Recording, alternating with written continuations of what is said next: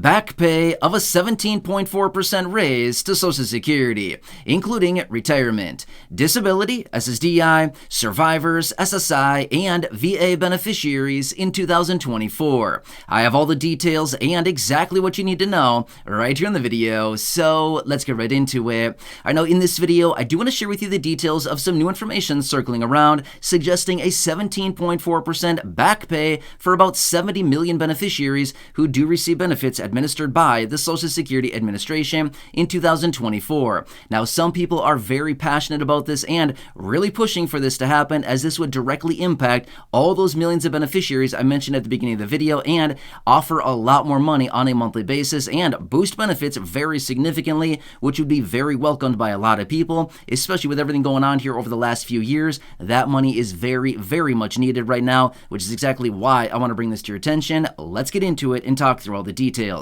Really fast before we do, thanks so much for joining me. If you have not done so yet, or if you're new here, thanks so much for joining me first off, and then make sure to subscribe right down below the video. There's that big old button. Make sure to hit that if you have not done so yet, as a lot of things are changing very rapidly right now. I'm doing all the research and breaking it all down into these short videos to help you out, to keep you informed, and of course to advocate on your behalf each and every day as things continue to change very, very rapidly. And I want to point out anything that may impact you, your money, your benefits, your lifestyle, your bank account, and of course anything popping up you can possibly grab and or take advantage of, as things are changing so incredibly fast. So again, please subscribe down below if you haven't done so yet so you don't miss any videos going forward, and let's get into it and talk about this idea circling around suggesting a 17.4% back pay raise to benefits for the 70 million beneficiaries, and what they're suggesting as they want this to come into fruition in 2024.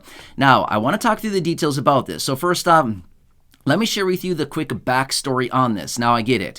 You're probably thinking, seriously, backstory? We don't care. Just tell us the details right now. When are we going to get it? How much is it going to be? And all the details like that. Now, again, I can give you all that information, and I will give you all that information, but give me a minute here to explain the backstory on this, because this better illustrates the picture as far as why people are suggesting this, because of everything going on.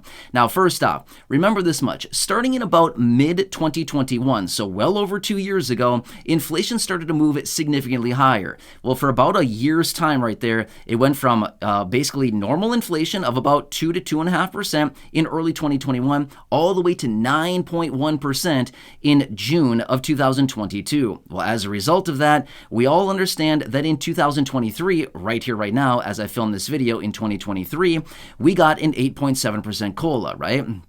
The annual cost of living adjustment based on the inflation of last year, 2022, over the year before, and taking that formula into consideration, developed a 8.7% COLA. Well, remember, last year in 2022, we got a 5.9% COLA. In 2021, we got 1.3%. Wow, right? Well, as a result of that, we completely understand, and again, we've talked about this many times before in other videos, the COLA does not keep up with real inflation. We know this. They know this. Everybody knows this. This is public knowledge. Everybody knows this. This is very clear. Everybody understands that the COLA never keeps up with the real cost of living, right? And again, if you don't believe me at all, if you want to experience this on your own, just think of it this way. Did the 8.7% COLA, as in the raise to your benefits this year in 2023, did that really account for the adjust to cost of living because of all the inflation? I mean, I don't want to speak for everybody here, but I think we can all probably agree, not even close, right? Not even close. And unfortunately, the low income and the fixed income are really, really feeling all of this inflation lately. I continue to read article after article, report after report, study after study, survey after survey that continues to show, yep, the low income and the fixed income are the ones feeling the pinch of this inflation the most over the last 2.5 years. Yeah, not surprised one bit whatsoever, right? So anyway, as a result of that, let's talk through what this all means here and why people are really pushing for this. So what happened last year, 2022, okay, when we got the announcement out of Social Security that it was going to be 8.7%. It was nice, but at the same time, I think a lot of us felt maybe a little bit insulted, maybe a little bit discouraged, maybe a little bit like, are you kidding me right now? Right? We had all these different mixed opinions, even though that was the biggest COLA that we had received since 1981. So what is that? 41 years or 42 years ago was the last time that we received a COLA anywhere near this amount of 8.7%. Well, many people were suggesting, coming out saying, this is not nearly as close to what it's supposed to be. Inflation at the time on many things like shelter and food at the time was like 13.5%. prices were significantly higher, and then they come out and saying, oh, we're going to give you an 8.7, okay? Well, that's nice, but it's not near anywhere where it should be. Well, here's what they're talking about now, and again, I want to make this very clear. No, this has not been passed through Congress. However, some people are pushing for this in a major, major way to take effect in 2024. Now, here's what I want to bring to your attention. They're suggesting that fixed income beneficiaries, yet again, have gotten the short end of the stick, like we always do, and I think we all completely recognize that. It's very clear, right? We see this all the time. Well, fixed income beneficiaries got the short end of the stick, and these people are suggesting, coming out saying, we need to boost that COLA. From 2023, it was supposed to be double what it actually was. So right now, obviously, like I said, we got the 8.7% this year. Many people are suggesting this actually should have been doubled. It should have been 17.4%, which is the 8.7% doubled is 17.4%. They're suggesting it should have been 17.4% to really account for the actual cost of living and how much prices really have gone up because of all this inflation. And again, because the CPIW does not track the expenses of fixed income beneficiaries, they continue to say we need to change it to the CPIE, again, adjusting that COLA even higher, right?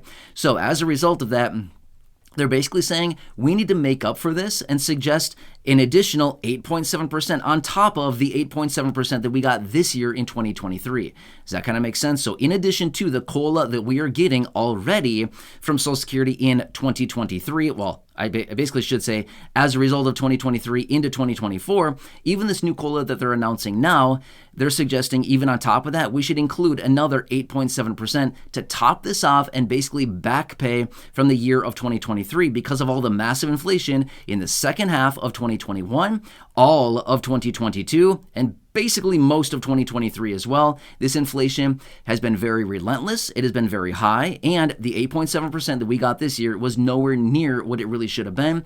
And they're suggesting this should all be topped off and made right, and all the fixed income beneficiaries should be basically helped out by boosting that benefit from this year and including that extra benefit or the extra COLA starting in 2024. Now, again, we might be looking at this suggesting, oh, it's a little bit of a stretch here. I don't know if they'd really do that. Well, here's the thing. Think of this much as well. Bernie Sanders is out there right now talking about the Social Security Expansion Act. He wants to institute a $200 per month raise for beneficiaries.